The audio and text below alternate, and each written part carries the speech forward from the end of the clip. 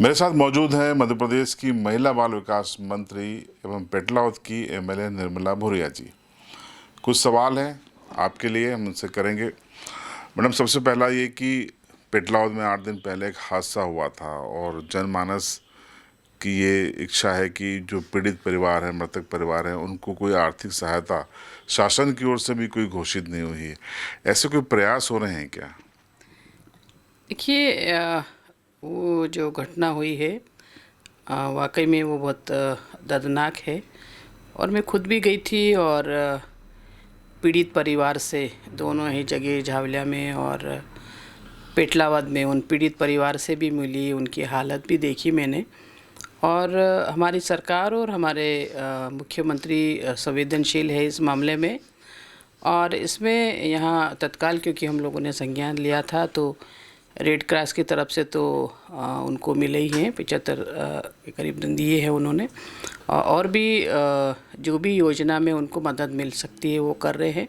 मैंने अपनी तरफ से भी स्वेच्छानुदान मेरा रहता है, तो उसमें भी मैंने जो मृतक है उनको 1-1, 1.5 लाख रुपए देने की बात करी है। ज़रूर है कि सोशल मीडिया पे मैंने ये चीज़ें नहीं कही और अपनी तरफ से देने का उनको कहा है और जल्दी ही उनके अकाउंट में वो चीज़ चली जाएगी। मुख्यमंत्री जी भी आए थे अभी, तो उनको भी मैंने लिख के अभी दिया है, आग्रह किया है। और जितनी भी हम ज़्यादा से ज़्यादा उनको राशि दे सकें, मेरी तरफ से मैं पूरी कोशिश करूँगी कि ज़्यादा से ज़्यादा उनकी मदद कर सकें। और छोटे बच्चे हैं, जैसे झावलिया में देखा कि 4 छोटे बच्चे हैं उनके, तो हमारे महिला और बाल विकास में से एक योजना है कि जिनके बहुत ज़्यादा गरीब हैं या पिता नहीं हैं या ऐसी स्थिति है कि वो बच्चों की परवरिश नहीं कर पाएंगे, तो उनमें से भी 2 बच्चों को कोशिश करेंगे कि उस योजना में शामिल कर सकें, क्योंकि उसमें 4,000 रुपये मिलते हैं उनको, कि ताकि वो पढ़ लिख सके बच्चे। और दोनों ही परिवारों में, एक तो पेटलावद वाले जो हैं वो, उनकी पत्नी जो है विकलांग भी है, वो तो कोशिश करेंगे कि कहीं न कहीं उनको भी लगा दें, और ताकि वो अपने परिवार का भरण पोषण कर सके। और निश्चित तौर पे मैं दोनों ही परिवारों के यहाँ गई थी, बहुत गरीब हैं वो। और मैं व्यक्तिगत रूप से उनसे रुचि लेकर के और काम कर रही हूँ, और जितना भी मेरी तरफ से, मेरी सरकार की तरफ से हो सकेगा, क्योंकि जो घटना हो जाती है उसकी भरपाई तो कोई नहीं कर सकता, और किसी की इंसान जो है उसकी कोई वो नहीं होती है, उसकी भरपाई कोई नहीं कर सकता है। लेकिन पूरा प्रयास है मेरा कि मैं उनको पूरी मदद करूँगी।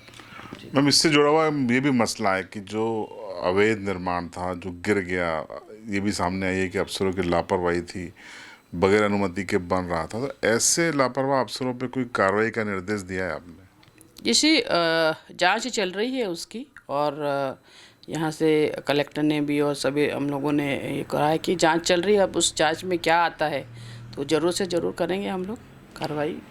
मोटी आई को लेकर बड़ी चर्चाएं हैं प्रदेश भर में, और जो नतीजे हैं वो आंकड़े काफ़ी अच्छे आ रहे हैं।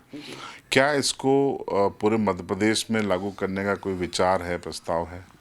जी, ये मोटी आई जो है ये हमारे ध्यान में आया, और जहाँ कुपोषण की जहाँ हम लोगों ने शुरुआत करी थी, और हम लोगों ने देखा कि काफ़ी कुछ बच्चे जो कुपोषित हैं, और उनको कैसे ठीक किया जाए, आम बच्चे की तरह उनको कैसे मुख्य धारा में लाया जाए। और उसी चीज़ में से निकल कर के आई ये मोटी आई। मोटी आई ऐसा शब्द जो हमारे क्षेत्र में, इस जनजाति क्षेत्र में, आदिवासी क्षेत्र में एक सम्मानीय जिसको मानते हैं, तो ऐसा नाम दिया मोटी आई का। और उसका आज देखें तो रिकॉर्ड, बाकायदा हर बच्चे का रिकॉर्ड हमारा आंगनवाड़ी में है, और कोशिश है कि उसका अच्छा रिज़ल्ट आ रहा है। और ये यहाँ सफल होगी तो, क्योंकि मैं उस विभाग की मंत्री हूँ, तो मेरा प्रयास रहेगा कि कम से कम जो आदिवासी ज़िले हैं जहाँ कुपोषण ज़्यादा है, वहाँ पे इस योजना को लागू कर सकूँ, और पूरे प्रदेश में भी लागू करने की कोशिश मैं अपनी तरफ से करूँगी। यही है। तो ये थी निर्मला भूरिया जी, मध्य प्रदेश की महिला बाल विकास मंत्री। पेटलावद हादसे को लेकर उन्होंने स्पष्ट किया है कि उनकी ओर से प्रयास जारी हैं, स्वेच्छानुदान राशि भी वो देने जा रही हैं। तो शासन से भी उन्होंने अपील की है। मोटी आई मध्य प्रदेश में जल्दी ही लागू होते हुए दिखाई देगी, ऐसी भी उम्मीद है। इस इंटरव्यू पर आपकी राय कमेंट बॉक्स में ज़रूर बताएं।